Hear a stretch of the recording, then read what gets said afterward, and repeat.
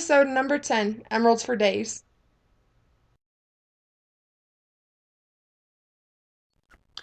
Hey everybody, it's Dak here, and welcome to The Adventures of Zanonia.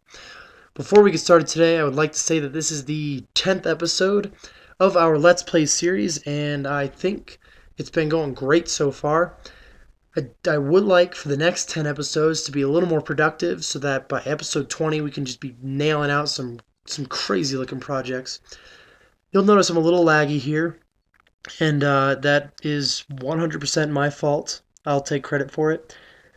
And this happens to be a building episode. I'll show you the plan in a second.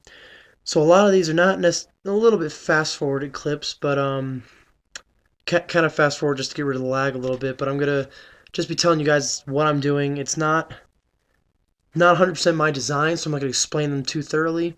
I would first like to give credit to Tango Tek for the majority of these designs. He's a brilliant redstone builder. Go check out his channel sometime, Tango Tek. But like I was saying, I'm going to fast forward these clips a lot after this one and just kind of give you a heads up on what we're doing. I do have a little really crudely made picture that I thought I'd give you guys, so I'm going to cut to that here. So what you can see here is the blue spaces are going to be the entrance. There's not going to be too much there, but then we're going to have a little garden maybe in between, and that's where those white spaces are. The red is where the actual trading hall is, and the gold is the goods area. That's where we'll keep all the wheat, the paper, all the stuff that you can trade villagers and the emeralds that we get from them. The green spawner area has been moved. These all represent chunks, these squares. Those green spawner chunks are maybe 5 or 6 chunks to the left. That's to relieve some lag. Alright guys, now that you have seen the plan, I'm going to begin building the entrance area that you just saw. Something I want to mention here, you probably could tell by just looking at this fast forwarded clip that I had a huge amount of lag. Not only can you look up at my FPS, but you can just see that I a block. So there is a clip change in about 10 seconds where I do move the entire spawner. You'll suddenly see it's just gone. I moved it over, like I said earlier, those 4 or 5 chunks, and that got rid of a ton of lag because there were like 400 or 500 villagers, just not just in the little area where we're going to take them from, but also in the actual spawner. So that was causing a huge amount of lag, and I pushed it way over, and I'm just going to build a little pathway from there once we need them. It's going to be pretty simple. I don't want to have to play anywhere near that thing because it was pretty terrible trying to walk with 2 FPS. So we're almost done making the entrance here. I'm not going to make it too flashy right now because I want to use emeralds in the actual design, and we don't have much. The reason we're making this is so that we can get more. So right now, just kind of making a place marker. So now that we have moved on from that part, I am digging out a little hole here, and this is basically where we're going to put the first contraption that will run this whole trading hall. I'm only going to show you me building one of the contraptions because there's a good 26 of them, I believe. And then afterward, I will just cut out me building the rest of them. I'll just show you that I have one, and then I'll put the rest in off camera. Before I really get in depth, actually, I'm not really going to explain this much because this contraption is not mine. Tango Tek is the creator of what I am putting in right now. He is a genius with redstone, and I really love this idea for the trading hall. I had kind of a different way I was going to do it, but it was at least like maybe a tenth of the amount of emeralds I could get. So this definitely was worth just taking his idea, giving him credit like I am now, and definitely getting the job done much better. So as I build this, you'll see I'm not 100% competent in how I make it because I do have to place different blocks all the time and keep looking at it, figuring out if it's right. But basically, what it's going to do is the villagers will drop into the little spot on that soul sand that you can see there. That little stutter. I don't even know what soul sand is. And then once I'm done trading with them, I can click that little button and it's going to drop them right out of there. I do have to make a contraption right now for how I'm going to get rid of them because I don't want to just build a bunch of holes to bedrock and drop them. That's what I did in my creative world, and that's because it was only 4 deep. But once I get done with this contraption, I'll make some more, and then we're going to move on to some more exciting stuff. Actual trading villagers. The stuff that I did.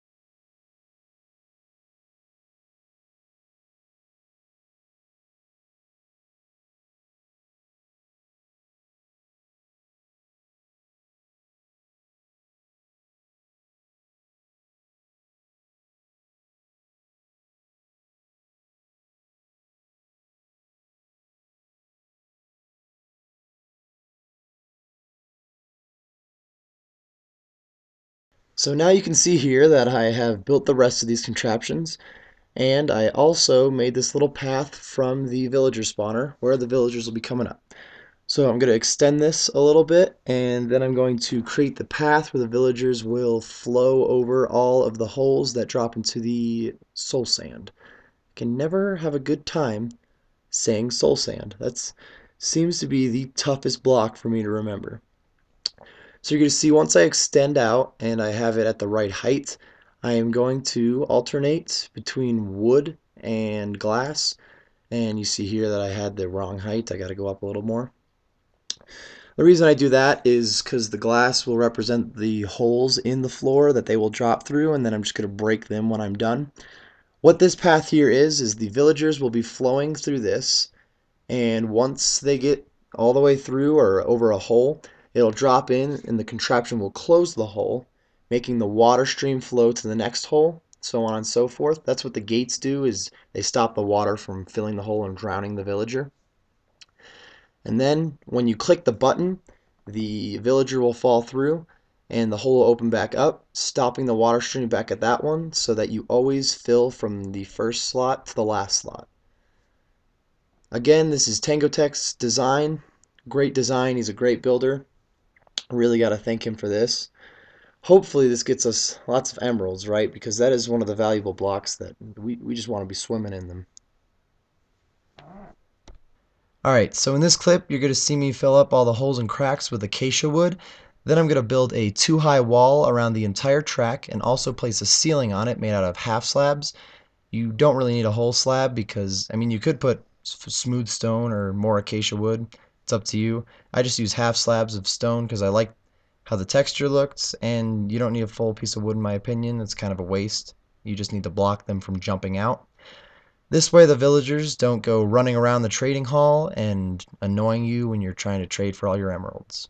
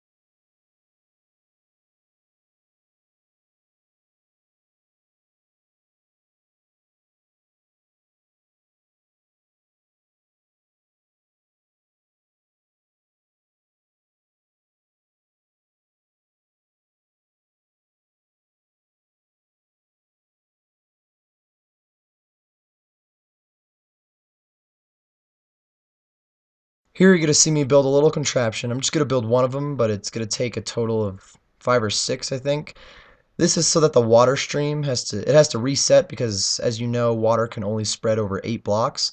This is so that the stream can go through the entire track and all of the villagers, excuse me, can fill up every hole.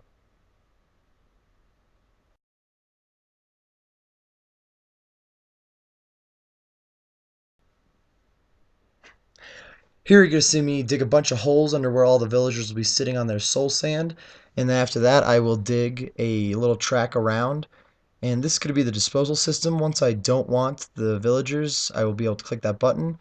They will drop down here, which will be a water track, and that'll bring them all the way to a giant hole, which I'll probably just put lava at the bottom of that hole and dispose of all the villagers.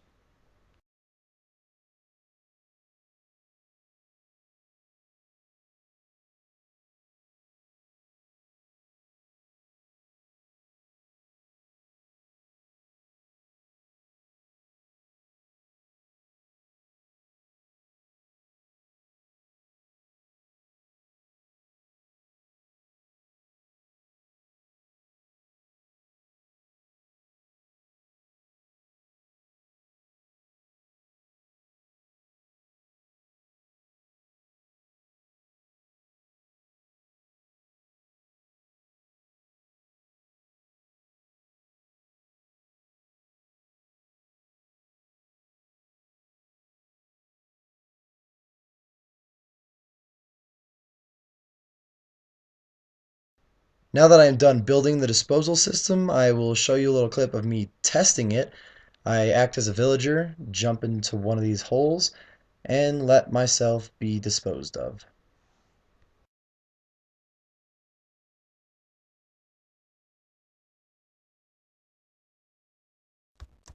Alright guys, so now all the technical aspects of the trading hall are pretty much complete, all the redstone and the villagers and stuff like that. So I'm just pretty much in decoration mode now. I have to put like wood here and little slabs so that the villagers can't just walk out of here. And then everything else is pretty much optional. I already have an idea of what I'm going to do, and I'm going to finish that up right. Ooh, does anyone see that one slab right there missing from the track? I'll fix that too. So I'm gonna get to decorating and making the building look much better. Over here, this chunk is supposed to be the goods area, as we called it. Don't think I'm going to do that this episode. I'm going to do that the next one. Also, I got to click all these buttons and make sure that all the systems are reset. Oops, getting attacked by something. Slimes! Well, let me kill these slimes, continue decorating, and I'll get back to you. Alright guys, so here's our final product of our trading hall. Maybe not 100% final product, I might have some finishing touches. Do see a problem there with that villager going from spot to spot. Not sure if that was lag or nope, he's going back and forth. I'll just put a couple blocks above his head to fix that, but the villagers are popping in. We have this guy here, emerald for 3 bread. Kind of a crappy trade. Just get rid of him. And you, Mr. Don't Want to Stand in Your Place. A written book for an emerald. Don't like you either.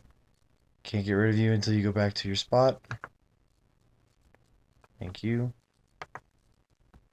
So I probably will have little touches and dabs there, here and there, because not 100% correct, but pretty much got everything I need in it. And now hopefully we're going to start getting a bunch of emeralds, and then we can get cracking on the next project. Alright guys, thanks for watching the video. If you enjoyed it, drop us a like and a comment. Join the cul-de-sac by clicking the subscribe button. Follow us on Twitter at TheEdBoys, and go ahead and check out the Foxcraft website. All links are in the description.